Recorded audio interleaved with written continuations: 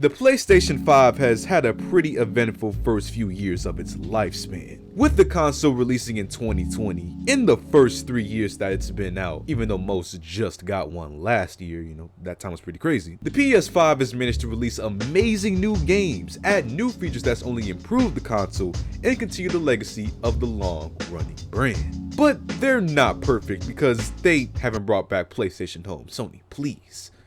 I'm begging. When people think of PlayStation, many tend to think of its insane library of exclusive games and IPs that sometimes is a deal breaker when a person is deciding what console to buy. For example, I know real people who've bought a PS5 just to play the Spider-Man games because you can't play them anywhere else.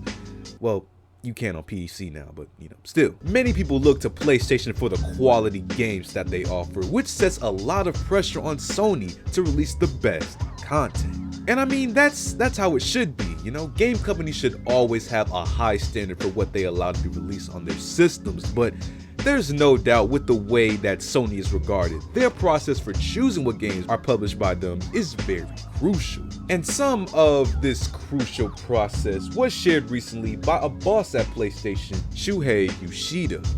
Sorry if I said that wrong. In a recent interview with The Guardian, Yoshida discusses the process of spending valuable time creating new games that may not always see a release, which I can imagine is a pain in the ass because sometimes I make whole videos that take hours to make just for them to get taken down days later because of a dumb copyright on a video.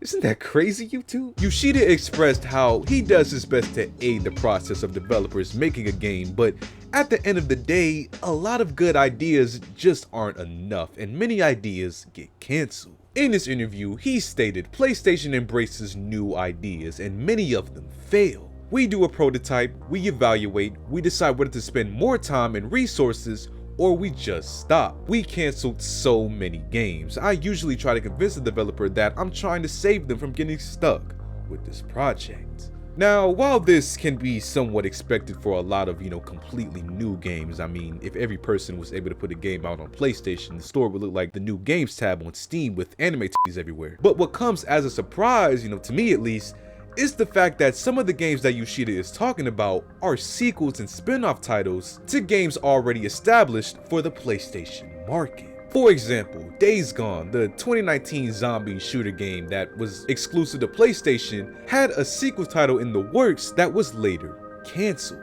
Or even in the beloved Uncharted series that just had a movie made based on the games, there was apparently another title being made that was also cancelled by Sony. So this just shows the level of precision used by Sony to make sure that their reputation for a great exclusive library stays the same. While it can be sad to hear, especially for the fans of these games or any game that they decide to not make any more entries for, I think overall, a majority of people would think that it's better to put out a good game rather than something that they wouldn't be proud of down the line.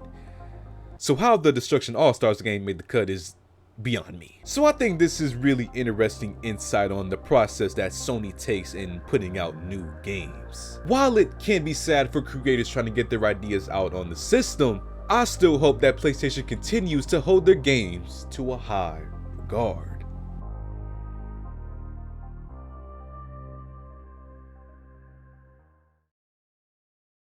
So what do you guys think about PlayStation's decision making, man? Feel free to leave a comment down below, and as always, if you like on the video, subscribe, and I'll see you on the next one.